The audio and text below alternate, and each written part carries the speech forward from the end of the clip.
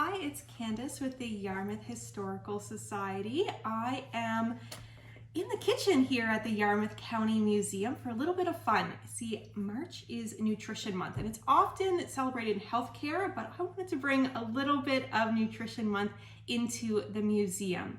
So we rounded up this cookbook.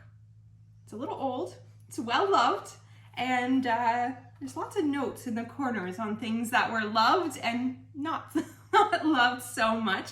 But the Pioneer Cookerybook was put together many years ago. There's not a date on it, so I don't know exactly when, but I can tell you it was done on typewriter, and it's all hand drawings for the artwork in this. What I like about this cookbook is two things. At the beginning, it breaks down your weight and measures. I didn't know that 2 cups of sugar equaled a pound, but now I do. So that's super helpful. That's something I have to Google often. And I also like that there are 38 cake recipes and 3 salad recipes in this cookbook. So we're, different time. None of those salad recipes have lettuce in them. So it's a treat if you want to check out this cookbook, the Pioneer Cookerybook, favorite family recipes from Yarmouth's colonial kitchens. Not big on lettuce in that time.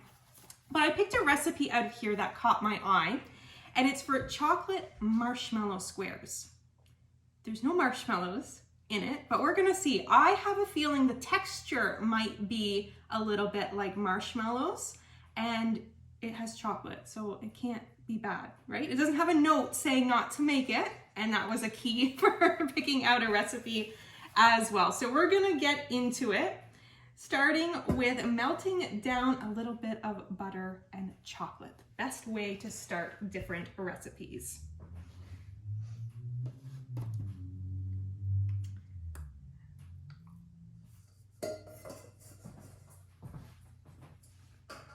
All right, 2 cups of unsweetened chocolate. Now I only had semi-sweet chocolate, so this is a fingers crossed on this. I mean, the sweeter the better in my opinion. It does. All right, we've got our chocolate and butter mixed down. That was 1/2 cup of butter. Now, all of the recipes in this cookery cookbook call for strawberry bran butter. Somebody in the comments needs to tell me what that was. I'm not from Yarmouth. Maybe that was a locally produced dairy farm at some time, but every recipe says strawberry brand butter.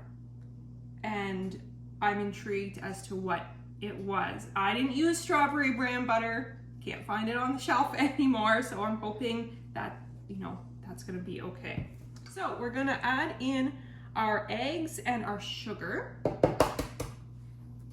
No shell is the goal. And I've already measured, that's 1 cup of sugar. I am all for all the sugar. I'm not cutting that down for anything. Think about if I was at home. I would be using a nice stand mixer that would do all the work for me. But probably whoever wrote this recipe, had maybe not even quite these kitchen utensils. So we're spoiled here, I think, compared to when some of these recipes were originally created. We're gonna sift in our dry ingredients. Sift those together first and then we'll incorporate them. So again, I already did the measurement. We're going into our flour, 3/4 cup of flour, and our baking powder, 1/2 teaspoon, and 1/4 teaspoon of salt, a pinch of salt.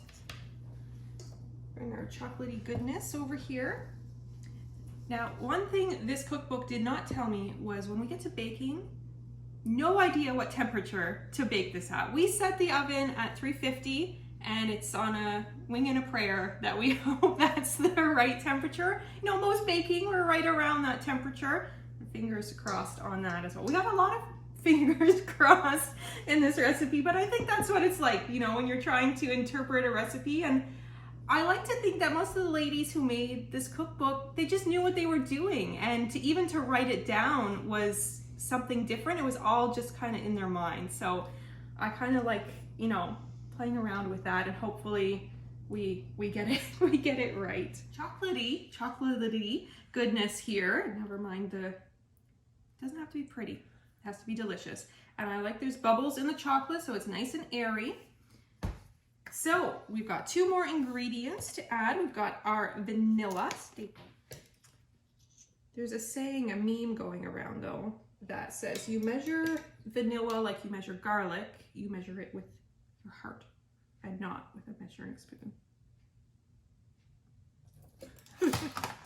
And then we've got our nuts. So these are chopped nuts. It didn't specify what kind of nuts. Whatever you like. I did walnuts because that's all I had in my house. And that's fine. That's lovely.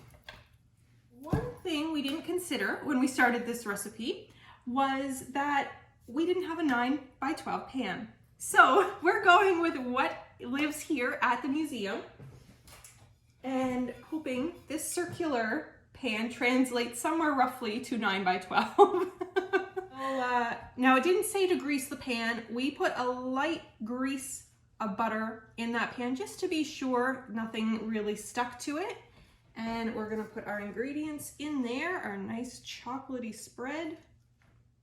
So at this point, still not really seeing the resemblance to marshmallow. I'm really curious how that name came about. There we go. 18 to 20 minutes at 350 is what we're going with. All right, we have our chocolate marshmallow squares. No marshmallow, but they are from the oven. So we put them in at 350. If you remember, the cookbook did not tell us what temperature to put them in at, but it said 18 to 20 minutes, 350. I think we were right around 25 minutes in the oven for these to turn out. All right, Stacy's gonna do a taste test and we're gonna give our thoughts. I think they're good. Mm-hmm. They're good. They're very good. They don't have a marshmallow texture. Marshmallow. So again, total confusion on where the name is coming from. Yeah. And similar to brownie. Similar. I had a walnut, so it was good. Yeah. So I give this recipe like a thumbs up. A little bit of guesswork in the timing. Some of the measurements were a little, you know, questionable.